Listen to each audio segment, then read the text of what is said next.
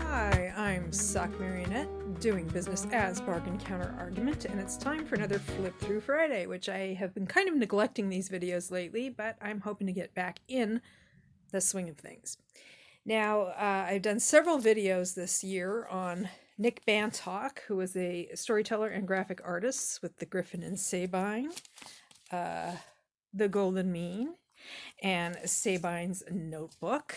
These are the books that include letters, including some that are actually in envelopes that you can take out and read, and I have gone over these each in previous videos. I will put links in the description. Now I have another book by him, which is not related to the Griffin and Sabine books. It's The Forgetting Room, a fiction from the author of the best-selling Griffin and Sabine trilogy. Let's see if I can get this better in frame. There we go.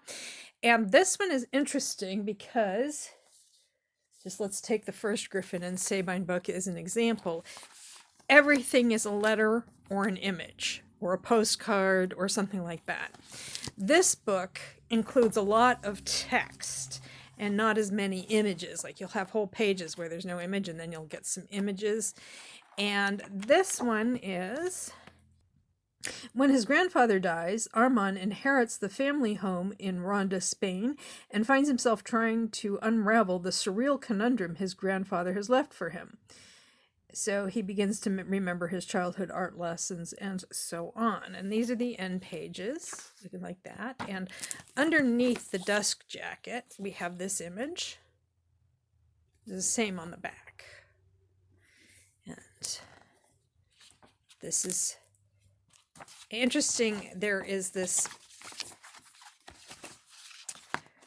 are these holes in the dust jacket that are star-shaped, which is relevant to the story.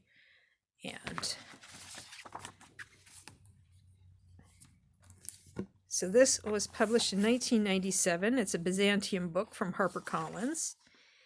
And it starts off by saying, "Shortly after my return to Massachusetts, I found myself wishing I'd kept a diary during the 9 days I was in Ronda. Before my memories could fade, I set about confirming the solidity of the arc and recounting the events. Later, when my account grew pictures, I decided to bind the words and images together in book form. The following is a limited edition of one." He actually owns a bookbinding shop. He's a bookbinder by profession, and his grandfather was an artist and his grandmother was a poet. So we have a map. And I'm not going to recount the whole story. I will say that it's heavily influenced by Spanish surreal artists and poets. In fact, he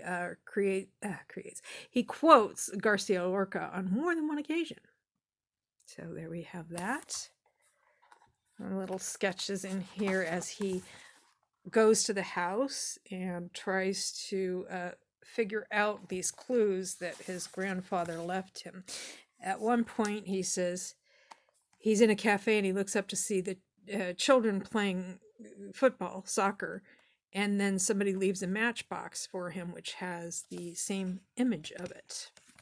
And so he just meets some friends of his grandfather's, and he's remembering his grandfather.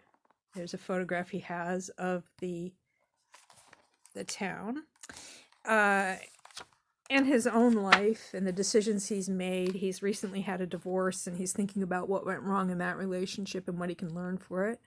This is his an invitation to his grandparents' wedding in October of 1940. It doesn't really tell you much about where you're going. Like, what's the venue? What's the dress code? And he finds this surrealist games. And it's this is kind of the centerpiece of the book. And it's a fold-out kind of guide to a quest having to do with his grandfather and the Forgetting Room. Like I said, it's very influenced by surrealism. Like beyond Salvador Dali, was just one of the many great surrealists of the 20th century. We have some stamps, and TFR, it turns out, stands for The Forgetting Room.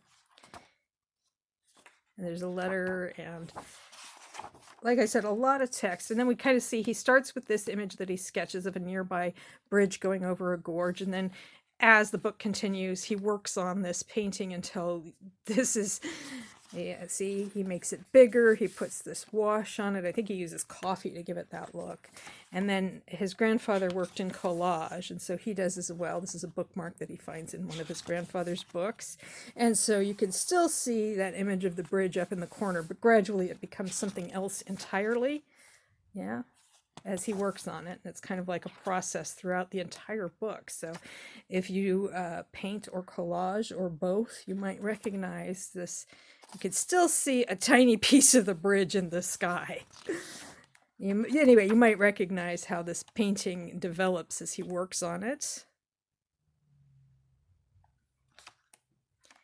So I found this book at the Book Barn in Niantic. This is a sketch of the gorge, the view from the bridge, which is my favorite used bookstore. I thought I was done with Nick Bantock, but it was just sitting there, so I took it. He takes some photographs and builds more collages around from what he sees around town.